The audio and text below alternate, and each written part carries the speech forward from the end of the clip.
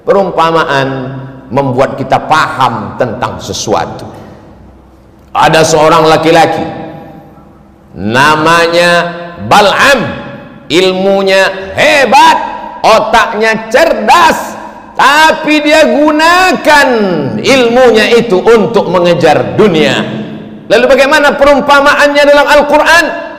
Walau syi'na la rafa'nahu biha, kalau kami mau, kami bisa angkat derajatnya tinggi. Walakinnahu akhlada ilal ardi, tapi dia lebih memilih tanah hitam rendah. Dia tidak mau naik ke atas walaupun ilmunya sudah hebat. Dia tidak mau naik ke atas. Walakinnahu akhlada ilal ardi wattaba'a hawa, dia memperturutkan hawa nafsunya, nafsu makannya, nafsu minumnya, nafsu seksual biologisnya. Maka orang seperti ini seperti apa perumpamaannya dalam Al-Quran?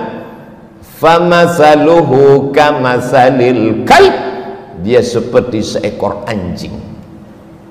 Famasaluhu kamasalil kalb, dia seperti seekor anjing. In tahmil alaihi yalhath au tatrukhu yalhath, andai kau lempar dia dengan kayu dan batu, dia tetap menjulurkan lidahnya. Andai kau lempar dia dengan apapun, dia tetap juga menjulurkan lidahnya. Perumpamaan orang yang kotor, orang yang rendah, orang yang hina, orang yang tidak bermartabat. Hewan yang dipilih Allah bukan babi, tapi yang dipilih adalah anjing. Kenapa? Rahasia Allah subhanahu wa ta'ala. Maka dia disebut dengan hewan najis mughallazah. Dimanapun umat Islam sampai, maka yang pertama kalimat keluar dari mulutnya adalah Allahu Akbar, Allahu Akbar. Begitu seorang sahabat Nabi, panglima besar perang, jenderal bintang 5 bernama Amr bin As sampai ke Mesir, maka dia membangun Masjid Amr bin As. Setelah masjid dibangun, kalimat pertama yang berkumandang di Afrika Utara, negeri tertua penuh dengan peradaban, tempat Fir'aun berkuasa, hari itu kalimat yang berkumandang menggelegar di atas bumi Afrika, Allahu Akbar. Setelah nama Allah, maka nama Nabi yang paling mulia. Tidak ada alam semesta kalau tidak ada dia, tidak ada surga, tidak ada aras kalau bukan karena dia. Maka kalimat yang paling tinggi setelah Allah, asyhadu anna Muhammadan Rasulullah. Tidak ada yang lebih hebat daripada itu. Kalimat yang paling tinggi adalah seruan azan. Binatang yang paling rendah, paling hina, paling kotor, paling najis adalah anjing. Lalu bagaimana mungkin bisa tersilap dan tersalah mengumpamakan azan dengan anjing? Maka sesuatu yang tidak mungkin masuk di akal manusia. Itulah mengapa sebelum melangkah kaki kita katakan bismillahi tawakkaltu 'alallah la haula wala quwata illa billah. Dari bumi Lancang Kuning aku akan pergi ke bumi Pasundan.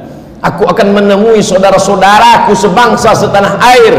Kulangkahkan kakiku atas namamu ya Allah. Yang akan kusampaikan adalah kalammu ya Allah. Yang akan kuceritakan adalah sabda Rasulmu ya Allah. Jangan sampai aku salah ucap, salah kata. Kita selalu berdoa meminta bimbingan Allah. Sampai-sampai sebelum membaca Al-Quran pun tetap dikatakan, فَإِذَا قَرَأْتَ الْقُرْآنِ, kalau kau mau baca Quran, فَاسْتَعِذْ بِاللَّهِ, minta lindung kepada Allah. Supaya apa? Jangan salah faham, jangan salah pikir, jangan salah omong. Karena tidak akan mungkin terjadi menurut akal logika manusia seruan yang tinggi, yang hebat, yang gagah perkasa ketika anak manusia lahir. Pertama kali matanya melihat dunia, yang dibisikkan ayahnya pertama kali ke telinganya adalah asyhadu an la ilaha illallah.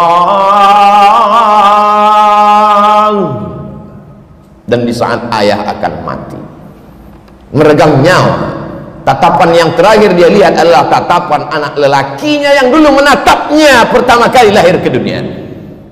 Suara yang ingin dia dengarkan adalah suara anak lelakinya yang dulu dia azankan saat lahir ke dunia. Maka kalimat yang dia bisikkan ke telinga ayahnya adalah la ilaha illallah. Itulah mengapa kita rindu pada kalimat itu. Kemanapun kita pergi, ke Amerika, ke Eropa, ke Australia, kita akan melihat jam dan akan bertanya, mengapa azan belum berkumandang? Mana kalimat-kalimat itu? Sampai masanya nanti kau akan terbujur kaku di ruang ICU. Di saat itu anak menantu sibuk dengan dunianya, kau sendirian di dalam tempat yang sepi di tengah keramaian.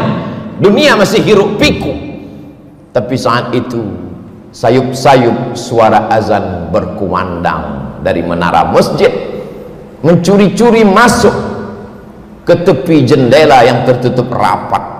Tapi karena mikrofonnya masih keras, dia masih masuk ke ruang ICU. Hayya 'alas shalah. Saat itulah kau baru meneteskan air mata dan berkata, la haula wala quwata illa billah. Tapi apakah di zaman kita nanti masih ada suara itu masuk ke telinga kita? Tergantung apa yang kita lakukan hari ini.